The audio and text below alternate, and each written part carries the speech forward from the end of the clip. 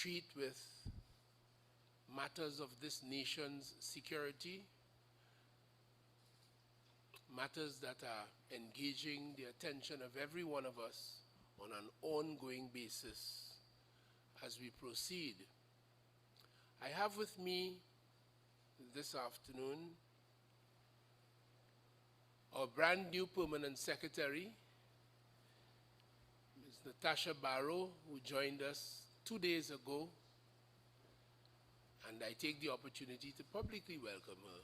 I have as well P.S. Nataki Atiba Dilchan, who has been with us for quite a while, and of course, our Director of International Affairs, Major Lynch.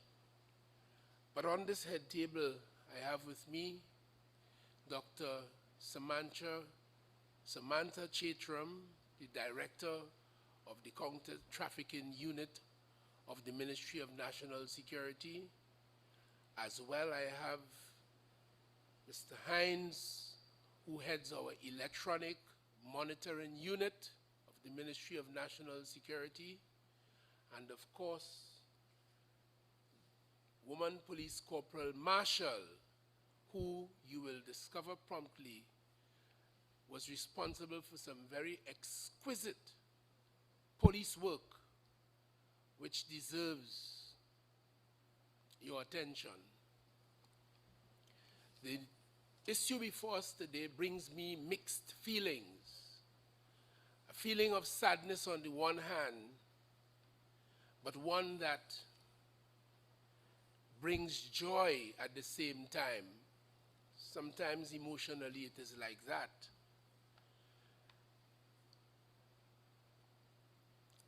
Trinidad and Tobago is now ranked by the United States Department of State on the Trafficking in Persons Index at Tier 2 watch list, meaning we are one of those countries in accordance with those assessments that have not yet met full compliance with the international expectation or standard, but certainly a country who has been making reasonable every effort to be in full compliance. One of the issues that has been responsible for that ranking was the suggestion, among a couple others, but in the main, that we have not had a successful outing, a successful prosecution, meaning full-scale trial, conviction, or outcome for the period that we have been assessed. And as you will know, we introduced this human trafficking law, Trafficking in Persons Act, in this republic back in 2012. Under that law, we have established the Counter-Trafficking Unit, which Dr. Chetram leads. Human trafficking is a criminal activity. It is a crime. And it obviously is a subset of the larger crime problem that afflicts Trinidad and Tobago, afflicts this region and the world. It is transnational in nature for the most part, because victims are very often trafficked from one location, one country to the next, crossing borders. So there's a transnational element to it. Of course, it can be committed upon Trinidadians inside of Trinidad without a transnational element per se, as the case I will now relate to you certainly is. Most people, when we hear about trafficking, we think about persons being removed from Trinidad and Tobago, taken elsewhere, or people from outside being brought in Trinidad, either to exploit them on for labor services or sexual exploitation, as the case may be.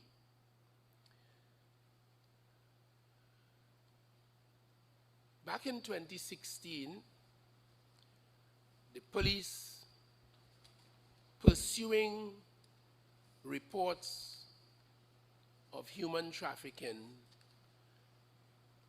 entered this scenario. The complainant in the matter eventually is with us, and she will render more intricate details. But yesterday, the trial of the accused, one Anthony Michael Smith, was completed at the High Court. Anthony Michael Smith was charged for 21 offenses under the Human Trafficking Act. The matter went through the preliminary inquiry stage. The DPP having granted permission to the police or authorizing the police to prosecute for the 21, at the end of the preliminary stage, 5 of those matters were to be heard, and he was committed to stand trial in the High Court as a result of that. The matter went before the court, and the court deliberated on the matter, and yesterday it came to a conclusion. Anthony Michael Smith was convicted on every one of those counts and sentenced to terms of imprisonment, altogether about 15 years. You would not have heard about it before because the trial was done, what we call in the field of law, in camera. It was done behind closed doors because it involved a victim who was 16 years old at the time of the offenses. Of course, that was some 8-9 years ago, and she is a now protected and mature human being. The fact that she was 16 years old at the time largely was the issue that attracted the police, and Corporal Marshall will say more about that. Suffice it for me to say that we are assessed by the United States Department of State on the basis of a law that operates in the United States, which is known as the Trafficking Victims Protection Act of 2000. That is their federal law. And out of that, they conduct assessments of countries, including Trinidad and Tobago, around the globe. The accused in this matter was 31 years of age at the time that he engaged this 16-year-old child. And that, as I told you, began in 2016, when he was arrested and charged after very exquisite and top-grade policing, as I can only properly describe it. Exciting police work, the way it ought to be, quite frankly. He was committed to stand trial on the 27th of June in 2017, and as I said, he was indicted on 5 counts. He was Trinidadian himself, as well as his victim, and the purpose of that engagement was for sexual exploitation. I just want to say, based on information available to me, the victim was of low economic status. The victim was child of a single-parent household. And I say this because there are so many people of that experience who, perhaps for those reasons and more, can be vulnerable to the urgings of people like Anthony Smith. The state attorneys in this matter was Brandon Suku and Dylan Martin, and of course, Mr. Smith had defense counsel in his corner. I could tell you that he was placed on bail after he was charged, and as a condition of his bail, the court ordered that he be electronically monitored.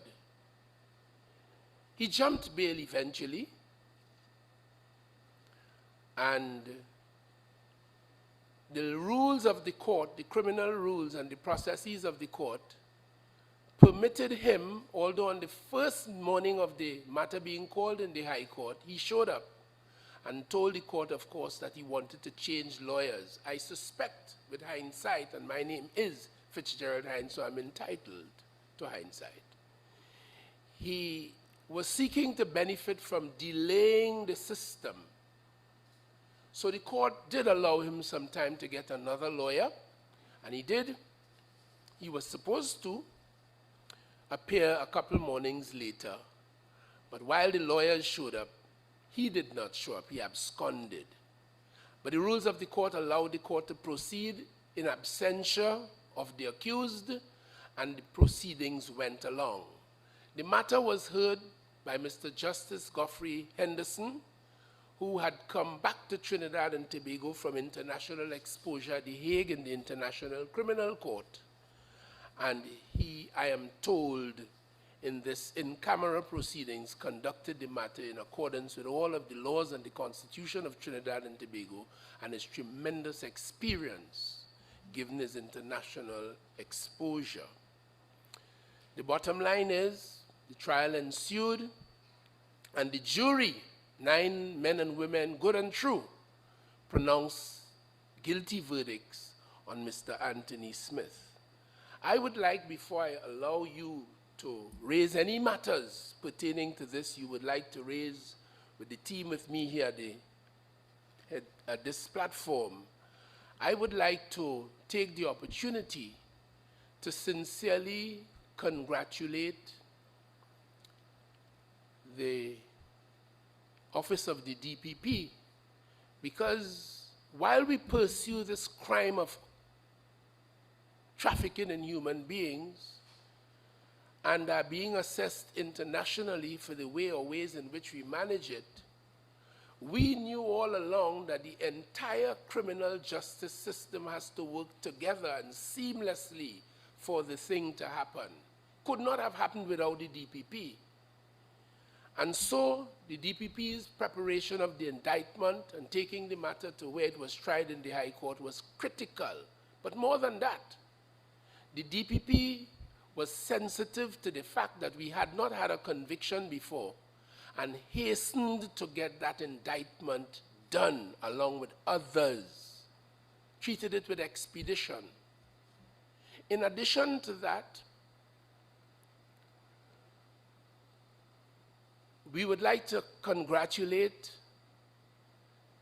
the courts of Trinidad and Tobago, the judiciary, because through the Honorable Attorney General, we pointed out to the judiciary that we had not had a conviction, although there were matters in the system of the court.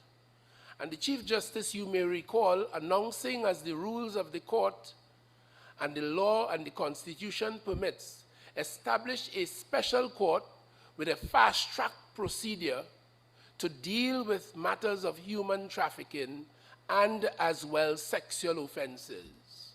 And the court went further to identify a number of judges who would be assigned to those courts specifically to deal with these matters with expedition. And we saw that at work here. So it was the DPP outside of national security, independent as that office is. It was the judiciary outside of national security, independent as that is, working along with various arms of national security, whether it was the electronic monitoring unit, whether it was the police service, whether it was the counter-trafficking unit, all the elements came together beautifully on this occasion. The stars were perfectly aligned. And that is one of the things that makes me tremendously happy and proud. So I congratulate, of course, the officer of the DPP and thank him for his interventions. I congratulate and thank the judiciary of Trinidad and Tobago, who did the business in accordance with our public expectations. I want to congratulate the attorneys at law for the state who represented the state in these matters.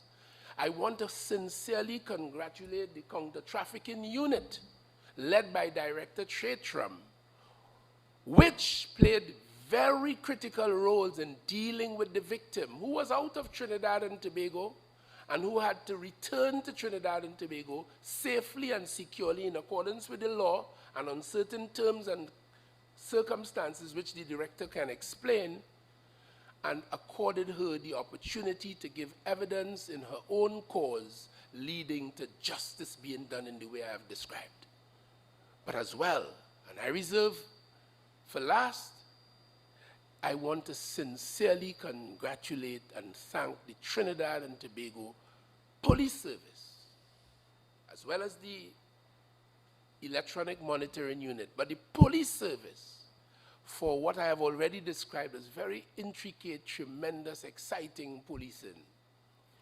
And I am more than happy to know that in relatively short order, and I say relatively because we have matters that can have gone on for 12 and 15 years in this jurisdiction, something we would like to see behind us as well. But certainly, I would like to congratulate the police, and I am happy to report that Trinidad and Tobago has recorded its first conviction for offenses under the Human Trafficking Act after well-organized and well-run criminal trials in the High Court of the Republic of Trinidad and Tobago. I would now like to make this panel available to you, members of the media, for any questions that you may have by way of elucidation on the matter as I have raised it. I thank you.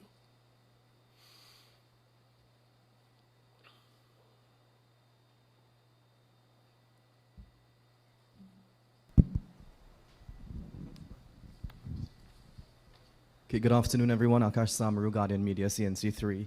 Just some clarification on what was said. So Anthony Smith was at that trial. I know you mentioned he absconded before, but he was at that trial yesterday. No, Anthony Smith showed up on the first day of the trial. He asked to change his attorneys at the time. The court conceded that, and he was expected to return to court to carry on with the trial at a later date. And he absconded, has not been seen since. So the court issued warrants for his arrest after his conviction yesterday, and the Trinidad and Tobago Police Service and all arms of law enforcement are now mandated to find him wherever he might be in Trinidad and Tobago, in this region or the world, so that he will pay the price that he must for the grievous crimes that he was convicted of yesterday. So, within the next few hours and days, you will see publications inviting the public to assist us in finding Anthony Smith in the circumstances. Is that why you would have described it as bittersweet? I did explain why it was bittersweet. It arose out of very unfortunate circumstances where a child of our nation at age 16 was used in a very criminal enterprise and with the potential to do tremendous and serious damage, as happens to many victims like that. And therefore it was born out of a circumstance of serious sadness. But the result yesterday, for me as Minister of National Security, to see justice having been met, and also to meet our expectations in dealing with, we would have demonstrated to the United States assessors in the State Department that we took control of this matter and we managed it to the point of a successful outcome in terms of prosecution. And that's why I said mixed feelings. Okay, you said justice haven't been met. Well, is that full justice yet, as he's missing right now? I mean, is justice still to be met then? It is full justice. Even with him not going to jail? The court has pronounced, and the police are now mandated under warrant to find him and to deliver him to the place where he will serve his sentence in accordance with the finding of right. the court. I didn't quite get the year you said he made that first appearance. What year was that? Did he make the first appearance? He was charged. He was charged in 2016. Let me get you to talk with Corporal Marshall. She will give you those details. Thank you.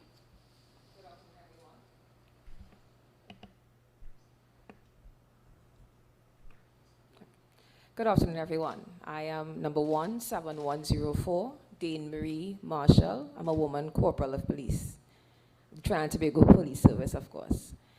So Anthony Smith was charged by myself in January 2015 2016, my apologies.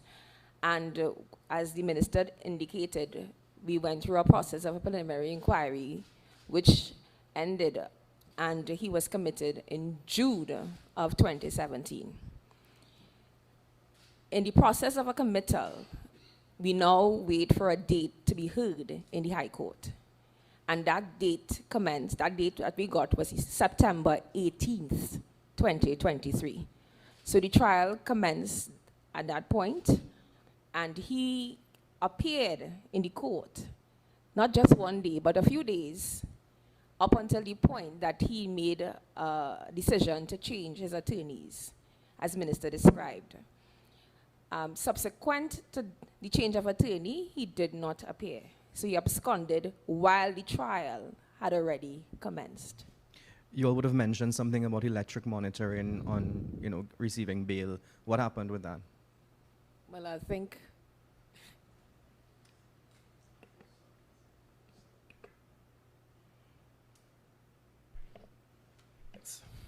So on September 29th, 2021, Mr. Anthony Smith, based on a condition of his bail, was afforded electronic monitoring. Mr. Anthony Smith was then placed on 24-hour home curfew. He stayed on 24-hour home curfew for 510 days. Following that, he approached the court yet again for something what we call a variation of his order. That variation of his order was to allow him to work, and he further stated, and we changed the device then. So remove him from 24-hour home curfew based on the instructions of the court, and then replace him on a one-piece device. Mr. Smith stayed on that one-piece device for further 370 days. In total, he remained on the electronic monitoring program for 880 days. On the 24th of September, 2023, approximately 6:32 a.m., Mr. Anthony Smith's device sent an alarm to us indicating that there was a trigger on the strap, which indicating there is some sort of interference. Following our standard operating procedures and all the relevant checks, we initiated something called the police response mechanism in order to treat with locating Mr. Smith after all attempts to contact him failed.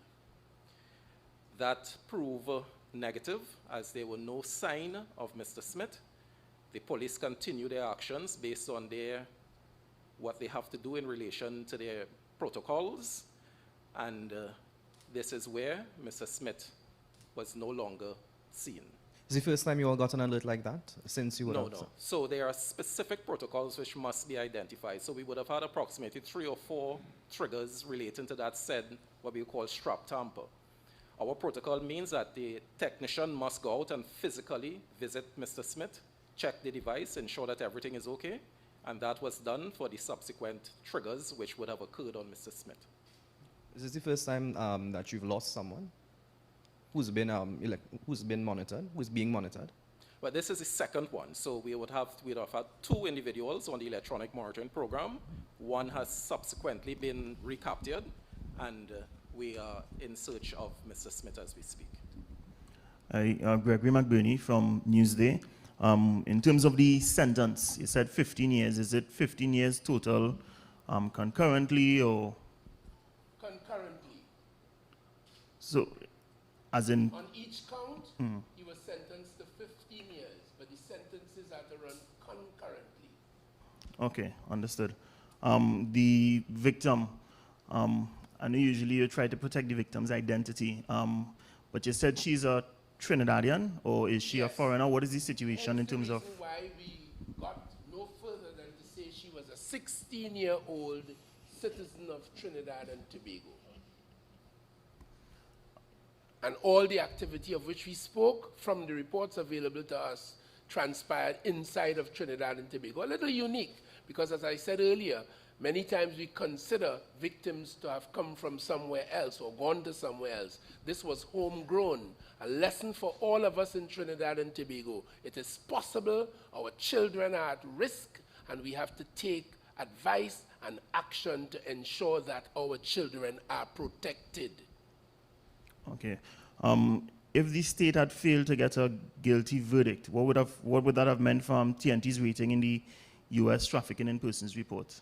That is difficult to say, but I did explain that the specific impact of that particular case it's impossible for me to measure or to say that.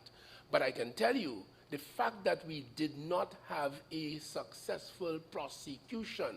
For them, prosecution meant a full trial and an outcome in the court, guilt or otherwise. We had that. So this really settles that score. And of course, we have more cases in the pipeline, and we expect to see in the swift court in the swift procedure that the learned Chief Justice on behalf of the judiciary announced, we expect to see more and more of these going forward. All right. The perpetrator, is this person a lifelong criminal, a history of criminality? Are they involved in any? I would leave that to the police to answer. So Mr. Anthony Smith has been previously convicted, larceny being one, aiding and abetting in lewd and suggestive dancing, and the selling of intoxicated liquor prior to his convictions yesterday. All right, and do you all have a picture of him you all can release to us in media? Of course, yes. All right. And also on a, not necessarily related to this case, is there any update on the allegations made by a former government minister about human trafficking? For the police, those discussions took place in the national community, and I can tell you the police service, supported by the counter-trafficking unit in Trinidad and Tobago, pursue and are pursuing all reports and all matters that come to their attention. No doubt the one you raised would be among them.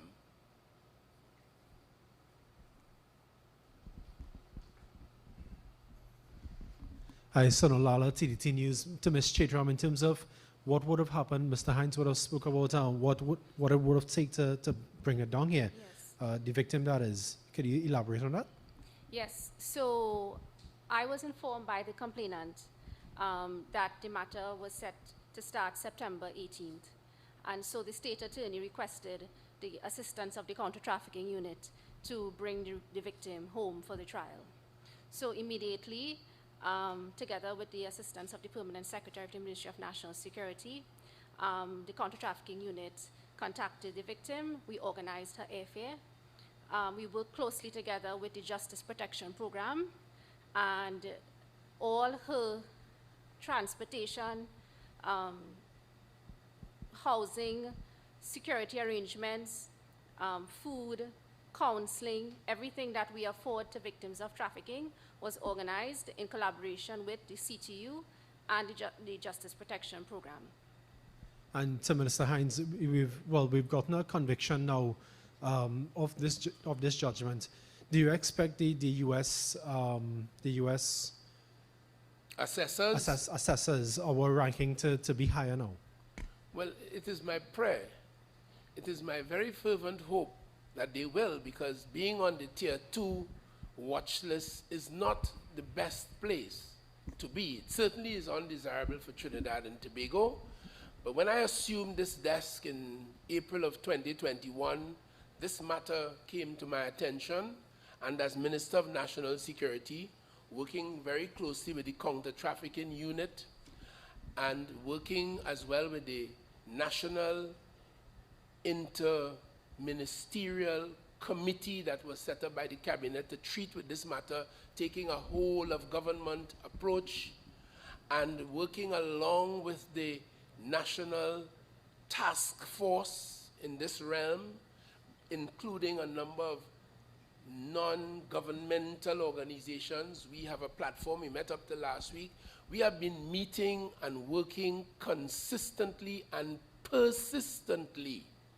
So when I told your colleagues a while ago that I feel a sense of happiness, as one of my colleagues in the ministry described this when we got the news of the convictions yesterday, this is appearing to be a culmination of a whole lot of stuff happening in the background. Tremendous focus and work to get this thing well-oiled, well-organized in the interest and for the protection of the people of Trinidad and Tobago and our international reputation. So I am elated at it all. Gregory McBinney again from Newsday. Without compromising the victim's location or her identity, are you able to see if she is still in any sort of victim or witness protection program? That would certainly aid in the compromise of the very thing that you are cautioning me about. The victim gave her evidence, and she left the court and departed to her usual place of residence safely, securely, to continue her good life and with our prayer. Understood. Probably for WPC Marshal, I believe, the minister spoke Woman about... Police Corporal. Woman Police Corporal, sorry. Marshal, the Minister Hines spoke about some exquisite policing. You care to elaborate on what he was referring to? Of course. In September 2015, I was then attached to the counter-trafficking unit as an authorized officer. And that is a position birthed from the TIP Act. We receive information from our counterparts, because when you're an authorized officer, you now have counterparts in the Trinidad and Tobago Police Service. So we received information and we proceeded to a location in East Trinidad. Within the course of the investigation, we then I obtained a search warrant and searched a location, again in East Trinidad, where I found a passport, Trinidad and Tobago passport belonging to a child. Investigations ensued as to why this passport was in a location that, upon searching, we found several items of sexual paraphernalia and other things. And in the trafficking world and investigations, we tend to call these places of ill repute. The law provides that our children must be safeguarded from locations as these. So we proceeded to find this child with a view of ascertaining why this child's passport was found at the location. It took us some time, and in November 2015, I found the child.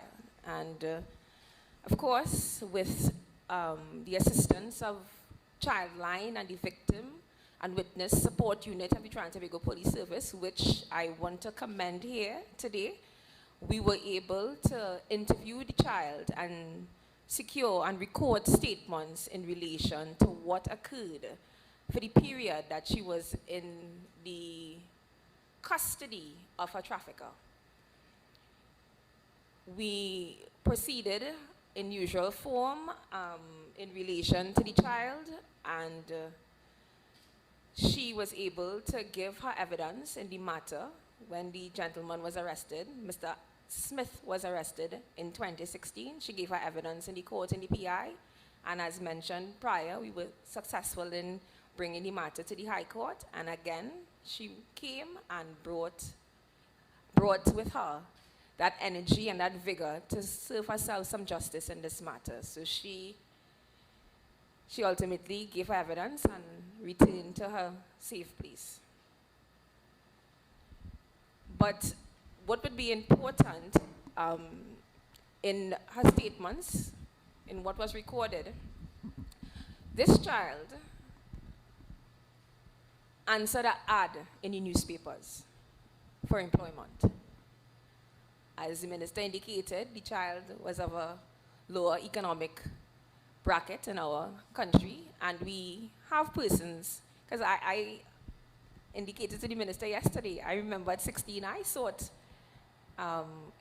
some employment. So it doesn't matter what economic bracket, but if you feel as though you'd want to, so for the mummies and daddies, if a child says that they want to seek employment, it's a go, but we must look at it. So the child answered the ad, and Mr. Anthony, of course, was the person who, Mr. Anthony Smith was the person who was at the end of that ad. The child was subsequently groomed and brought to work in his bar.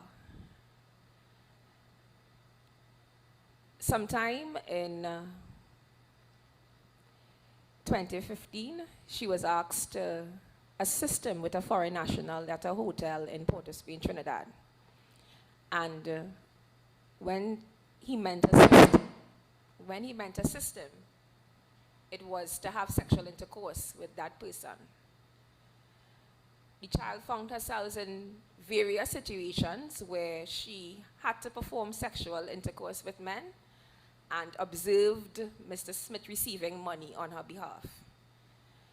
During the child's ordeal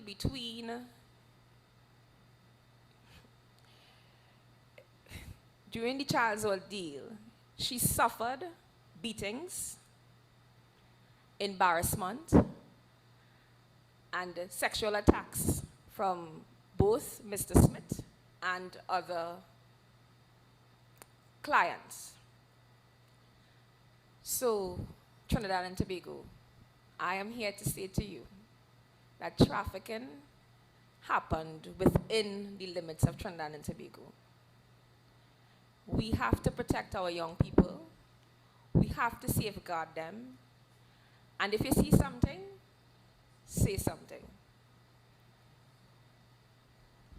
Just a follow-up question from me in terms of how long the child would have been in his custody. I'm not sure if you said it before. So she was actually in his custody from December 2014 to August 2015. And we found her November 2015. Minister, follow-up from me as well. Does his disappearance do you think it puts a stain on what should have been a historic moment for you all? And furthermore, has the electronic monitoring unit been tasked to, tighten the strap going forward? Have they been looking at their processes and their structures to see how this could be done differently so we don't have a recurrence, a third person, so to say? The matter of his absconding leaves no stain on the system. The system worked particularly well. The rules of the court permitted in the circumstances as the judge found it that the trial be pursued in absentia from the time of his absconding. So it puts nothing, no stain on the system. A warrant has been issued for his arrest. When he's arrested, if and when he's arrested, he'll be taken to a place that has been provided for him for the next 15 years. And in respect of the question of the electronic monitoring, I am aware and able to tell you as minister that in light of all of the experiences of that division, observing best practices, taking note of things that happen internationally and technologically, in light of that, action has been taken to further enhance and improve our techniques in this regard in accordance with international best practices. Ms. Marshall, just another follow-up. Were there any other victims, women, girls, young men, anybody else found in that location? And if so, what became of them and were charges laid against anybody else in the matter? As indicated, the counter-trafficking unit approached that home in September 2015, and on that day we found present 2 Venezuelan nationals. I can say to you that those 2 Venezuelan national women made a decision not to proceed and returned to their homes, which is a choice that one can make. So nobody else was charged other than Mr. Anthony Smith in trafficking situations arising out of our child victim. However, a Guyanese national who was found at the home was subsequently charged for immigration offenses. Was there any evidence that any members of any arm of national security would have frequented that place of ill repute?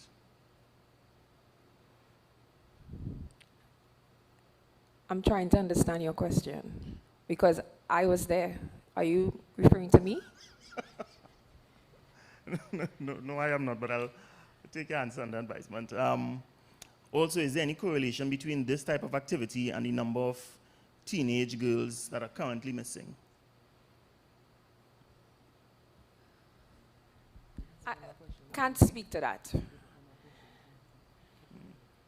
What I can ask of you, though, is that you use your expertise and your prowess as a member of the media, in fact, all of the media of Trinidad and Tobago, to assist in sensitizing the people of Trinidad and Tobago about the dangers of this business of human trafficking, the vulnerabilities. We run a lot of advertisements in this regard. I'm sure you see them at prime time on your television. We have radio programs, we have ads running all of the time, sensitizing the public. And we would like to ask you, since you asked a very interesting question a while ago, to use what resources are available to you to assist in sensitizing the public, particularly our young people and our children, as to what to look for and how they can protect themselves against the likes of this convicted criminal in this matter. And in addition to that, since you get around, if you ever find any place of ill repute that you know anyone associated with national security frequents, we'd be more than happy to know. Please. Yeah, that sort of speaks to my follow-up. I think when my colleague was asking Officer Marshall was that were there any reports that police officers frequent that place? Because, I mean, let's not put our heads in the sand. We know that there are places like this where police officers are known to pass through, and people say, you know, passing through to collect their thing, they're passing through to collect their bribe. Has there been any reports of that, any information like that? In relation to this matter, let me answer that, since I don't want it to appear as the police are speaking in their own defense. Let me, as a non-police, answer that. In relation to this matter, there has been no such report. All that has been reported in this matter, I have and we have outlined to you in great detail. In the circumstances, it appears as though your useful questions have dried up, and therefore I would like to, with your leave, bring this very important press engagement, which was intended to say to the parents, guardians, people, particularly our young people of Trinidad and Tobago, to understand that there's danger about. And we have to guard each other, particularly our children, against it. This engagement was also to say that we have a criminal justice system in Trinidad and Tobago, not by any means perfect, but it can work when we cooperate in the way that I have described. This was also intended to demonstrate to the people of Trinidad and Tobago that notwithstanding the tremendous and burdensome criticism that comes our way, and particularly to the Trinidad and Tobago Police Service, what you heard here, without too much said by the woman police corporal, is that we have top-level police officers in Trinidad and Tobago who are passionate and committed to doing their jobs in the protection of the people of Trinidad and Tobago. And most of all, it was intended to say to our international partners that Trinidad and Tobago is doing all that we can, contributing to the world effort in dealing with this usually transnational crime that is now called human trafficking. I would like to thank you all very, very much and wish you Godspeed and wish that you will promulgate these issues for the benefit of our people. I would like to thank you.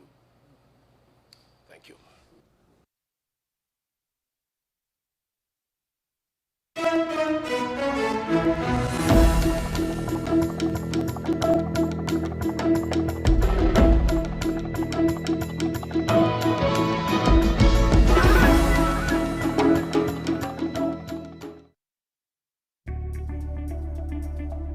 The Equal Opportunity Act aims to protect citizens against discrimination in 4 broad categories. These are employment, education, the provision of goods and services, and the provision of accommodation. All citizens are entitled to equality and fair treatment. The Act protects persons from being discriminated against based on their race, ethnicity, religion, sex, disability, marital status, and origin, including geographic origin. A person who thinks they have been discriminated against based on the categories and personal attributes covered in the Act can lodge a complaint with the Equal Opportunity Commission. A complaint can be lodged against an individual or an organization or business in both the public and private sectors. To learn more, visit our website at www.equalopportunity.gov.tt or any of our social media pages.